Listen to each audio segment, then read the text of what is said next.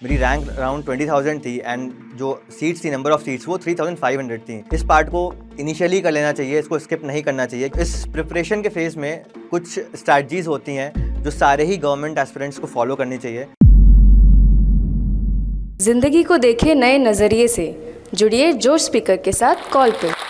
अगर आप उन लोगों में से हैं जिन लोगों ने बहुत सारे गवर्नमेंट एग्जाम्स दिए हैं बट आज तक सक्सेसफुल नहीं हो पाए और अपना ये डिसीजन रीथिंक करना चाह रहे हैं या सोच रहे हैं कि आप लोगों ने सही डिसीजन लिया या गलत डिसीजन लिया, तो बिलीव मी, मैं भी इस सिचुएशन से गुजर चुका हूँ और आज मैं आप लोगों के सामने यहाँ पे अपनी स्टोरी शेयर करने जा रहा हूँ। एंड आई होप कि आप लोगों को मेरी स्टोरी इस सिचुएशन से बाहर निकलने में हेल्प करेगी। So hello everyone, my name is Siddharth Srivastava. Currently, I am working as inspector in Central Bureau of Narcotics. I am posted in Gwalior. So like every other middle class person, मेरी भी life जो मेरा career था उसकी starting after class 12th हुआ, जब मैं engineering college join किया और वहाँ पे मैंने अपने सीनियर से, अपने प्रोफेसर से और भी बहुत सारे लोगों से जिनसे मैं इंटरेक्ट करता था, उनसे एक कैरियर का मुझे थोड़ा सा आइडिया मिलने लगा। तो I was quite lot attracted towards a corporate life और मैं कॉर्पोरेट सेक्टर ज्वाइन करना चाहता था। सो आई डिसाइडेड कि मैं MBA करूँगा and I was preparing for it.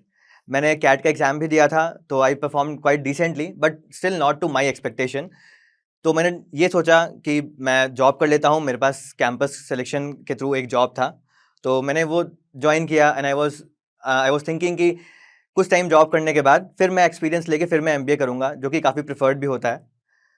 सो ये टाइम 2015 का है, जब I was in job and मैं अपने MBA के बारे में सोच भी रहा था, बट घर से उस टाइम पे थोड़ा सा प्रेशर आने लगा था। मेरे फादर की तबीयत ठीक नहीं रहती थी और कुछ फाइनेंशियल इश्यूज भी थे घर पे। तो मेरे घर वालों का ये कहना था कि तुम गवर्नमेंट जॉब के लिए ट्राई करो, और मेरा घर वाराणसी में है, मैं पोस्टेड था बैंगलोर में। तो ओकेजनली ऐसा होता था कि घर पे मेरी ज़रूरत होती थी और मैं वहाँ नहीं हो पाता था। तो मेरे दिमाग में भी आया कि ठीक है, अगर मैं गवर्नमेंट जॉब के लिए ट्राई करूँगा और मेरी जॉब कहीं लग जाएगी तो I will be posted somewhere near my home town और मेरे लिए ईज़ी रहेगा, एक फैमिली लाइफ भी मेरी काफ़ी अच्छी रहेगी। तो वो डिसीजन मेरे लिए काफ़ी टफ था, क्योंकि मैं काफ़ी टाइम से ही अपने लिए एक पर्टिकुलर कैरियर सोच के रखा था। तो ये मेरे लिए बहुत टफ डिसीजन था ये लेना, बट ऑब्वियसली सबके लिए फैमिली फर्स्ट आती है, तो मुझे भी फैमिली को ध्यान में रखते हुए गवर्नमेंट जॉब के लिए ट्राई करना पड़ा। तो मेरा जो फर्स्ट अटेम्प्ट था सारा, वो मैंने 2015 में दिया था और मैंने बहुत सारे एग्ज़ाम्स दिए थे।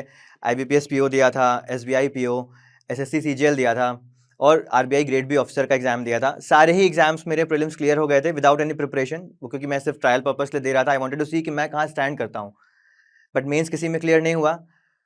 तो आई डिसाइडेड कि I will give myself a break और मैं फुल टाइम प्रिपरेशन करूँगा।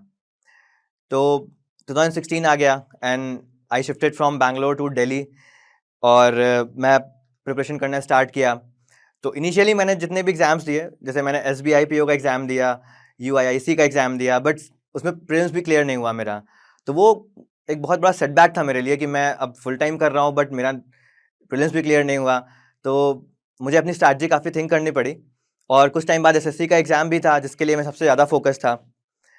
तो सितंबर 2016 की बात है, मैंने SSC Tier 1 का एग्ज़ाम दिया।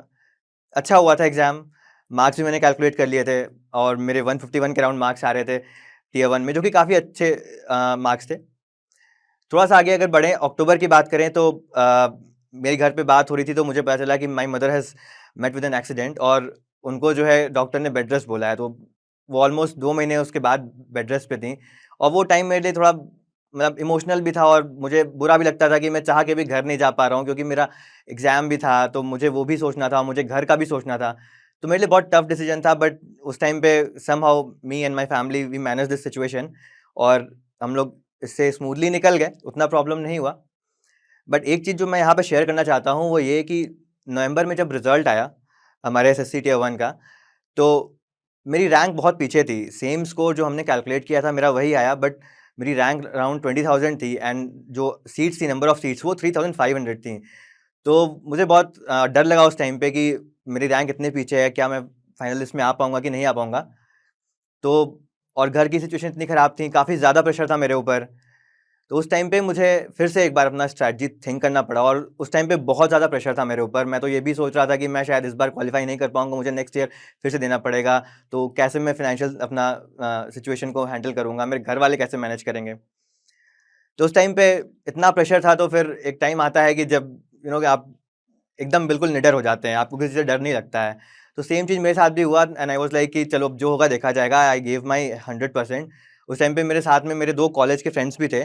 हम तीनों ही साथ में शिफ्ट हो चुके थे बाय दैट टाइम, और हम लोग तीनों ही एसएससी का ही एग्ज़ाम दे रहे थे और सिमिलर सिचुएशन में थे। हमारा ये था, डाउटफुल सिचुएशन था कि हम सेलेक्ट हो पाएँगे कि नहीं हो पाएँगे।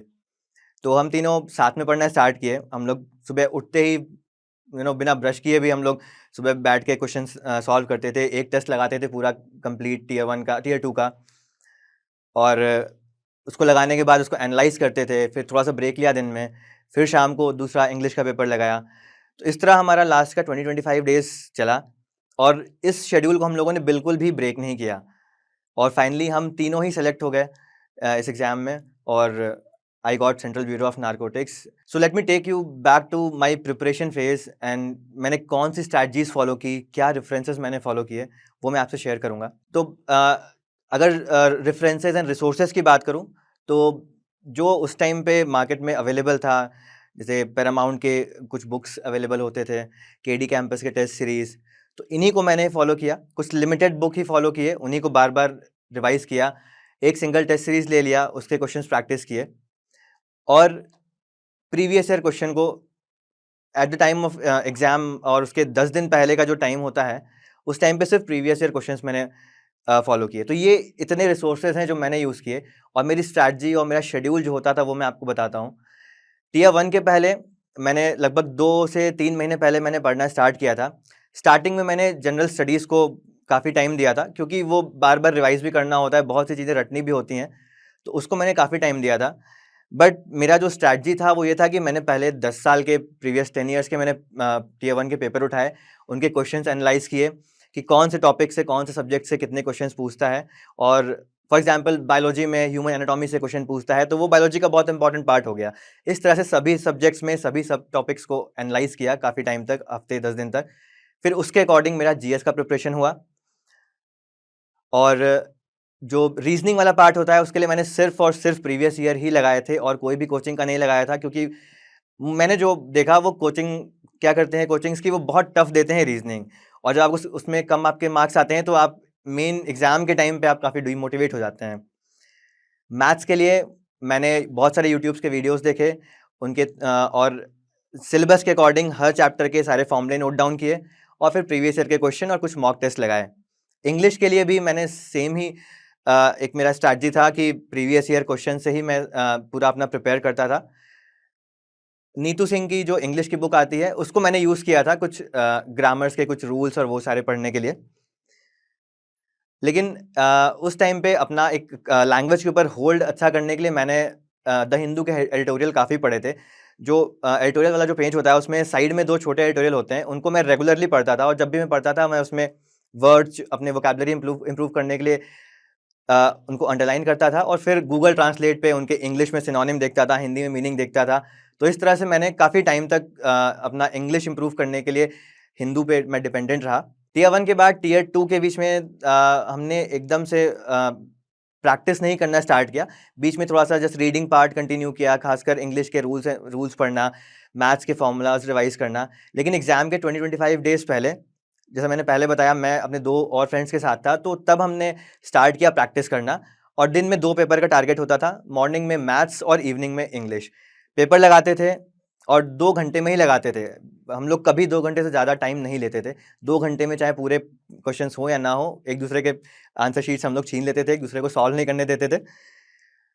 और ये करने के बाद अपना मार्क्स कैलकुलेट किया, कौन से क्वेश्चंस गलत हुए हैं उस पे स्पेशल फोकस किया, एक-दूसरे को समझाना कि तुमने ये गलती की और इसको इस तरह से इम्प्रूव करो।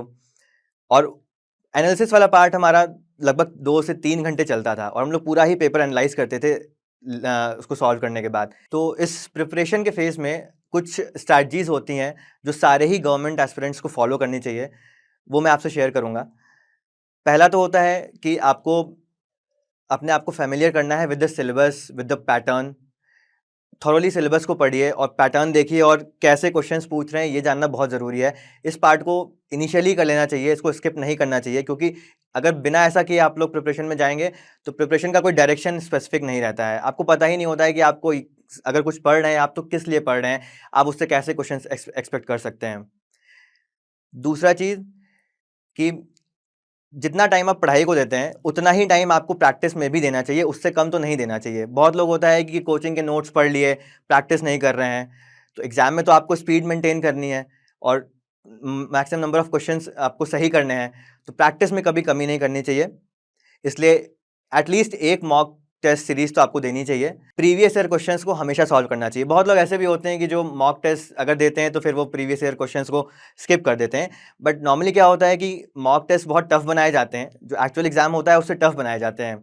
तो आपको ये करना है कि जब आप मेन एग्जाम में जा रहे हैं, चाहे वो टियर 1 का हो, चाहे वो टियर 2 का हो, चाहे वो कोई भी प्रीलिम्स मेंस हो, तो उसके पहले प्रीवियस ईयर के ही क्वेश्चन लगाएं उस एग्जाम के, तो आपको एग्जैक्टली पता रहेगा कि वो कमीशन उस एग्जाम में कैसे लेवल के क्वेश्चन पूछता है। नेक्स्ट चीज़ ये है कि आप लोग को टाइम मैनेजमेंट बहुत अच्छा करना है, तो उसके लिए एक टाइम टेबल या एक शेड्यूल बना के रखना है। मैं पर्सनली क्या करता था कि मेरा एक ब्रॉड शेड्यूल होता था जो कि मंथली होता था, फिर मैं उसको वीकली शेड्यूल में डिवाइड करता था और फिर उसमें उसको डेली शेड्यूल में डिवाइड करता था। एक ब्रॉड ओवरव्यू, सपोज कि आपको एक महीने में जीएस पूरा रिवाइज करना है एसएससी के लिए। वीक का होता था कि एक वीक में मुझे हिस्ट्री खत्म करना है, और डे में और स्पेसिफिक जाते हुए हर दिन मुझे ये 2 चैप्टर्स कंप्लीट करने। इस तरह से एक शेड्यूल बना के फॉलो करता था मैं। और जीएस और साथ में मैथ्स एंड इंग्लिश का प्रैक्टिस सेम डे में रखता था। 2 से 3 घंटा सभी चीज़ को देता था मैं, तो 8 से 9 घंटे that is enough for this exam. अब इस जर्नी से मैंने क्या सीखा या मेरी क्या लर्निंग्स थी वो मैं आपसे शेयर करना चाहता हूँ। पहला चीज़ कि जब आप प्रिपेयर करते हो तो आप बहुत लोगों से आपको इन्फॉर्मेशन मिलती है कि उन्होंने ऐसा स्ट्रैटेजी फॉलो किया या मैंने अपना स्ट्रैटेजी शेयर किया आपसे, तो आप सबकी सुनो, सबके स्ट्रैटेजी को देखो, बट किसी एक को फॉलो करने के पीछे नहीं भागना चाहिए।